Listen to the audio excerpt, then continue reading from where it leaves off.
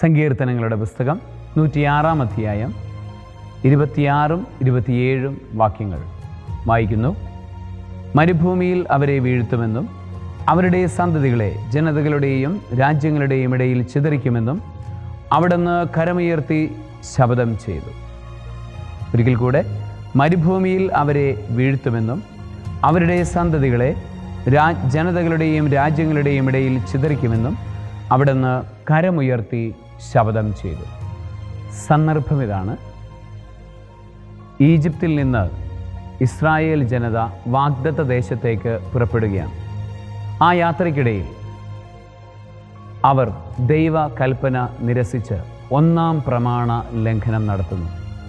അവരെ രക്ഷിച്ച അവരുടെ ദൈവമായ കർത്താവിനെ അവർ ഉപേക്ഷിച്ച് അവർ കാളക്കുട്ടിയുടെ രൂപമുണ്ടാക്കി അതിനെ ആരാധിക്കുന്നു.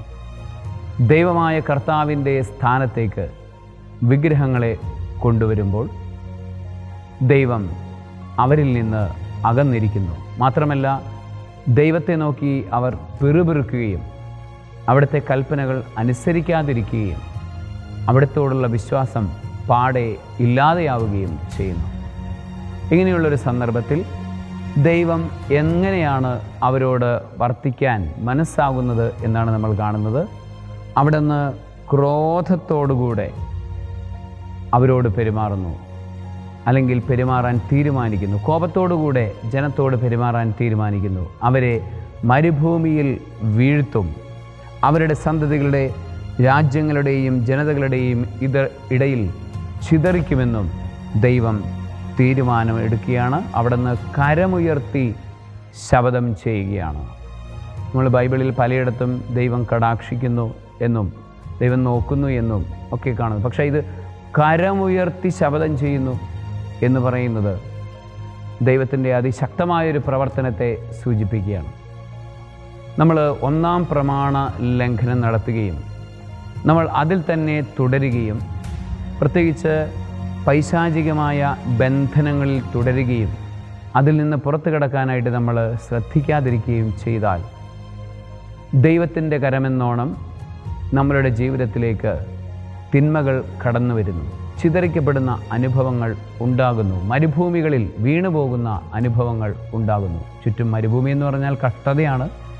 കഷ്ടതയുടെ നടുവിലൂടെയാണ് നടക്കുന്നത്. അവിടെ വീണും എന്നേക്കുമായി വീണുപോകുന്ന അവസ്ഥ. പതിതമായ ജീവിതമാണ് ജീവിക്കുന്നത്, പക്ഷേ അവിടെയും ചിതറിക്കപ്പെടുന്ന അവസ്ഥ, ശിക്ഷയുടെ മേൽ ശിക്ഷ വരുന്ന അവസ്ഥ, പ്രശ്നങ്ങളുടെ മേൽ പ്രശ്നമുണ്ടാകുന്ന അവസ്ഥ, ബാധ്യതകളുടെ മേൽ ബാധ്യതയുണ്ടാകുന്ന അവസ്ഥ, കടങ്ങളുടെ മേൽ കടങ്ങൾ വരുന്ന അവസ്ഥ. ഇതിനൊക്കെ കാരണമാകുന്നത് പലപ്പോഴും ഒന്നാം പ്രമാണ ലംഘനമാണ്. നമ്മളുടെയൊക്കെ ജീവിതത്തിൽ ഇത്തരത്തിലുള്ള പ്രശ്നങ്ങളുണ്ടെങ്കിൽ നമുക്കിടയിലോ നമ്മളുടെ പൂർവികർക്കിടയിലോ ഒന്നാം പ്രമാണ ലംഘനം നടന്നിട്ടുണ്ടോ എന്ന് പരിശോധിക്കുന്നത് നല്ലതാണ്. സർവശക്തനായ ദൈവം, പിതാവും പുത്രനും പരിശുദ്ധാത്മാവും നിങ്ങളെല്ലാവരെയും ഏകദൈവ വിശ്വാസം കൊണ്ടും അവിടെ നിന്നുള്ള ശരണം കൊണ്ടും നിങ്ങളെവരെയും അനുഗ്രഹിക്കുമാറാകട്ടെ. ആമേൻ.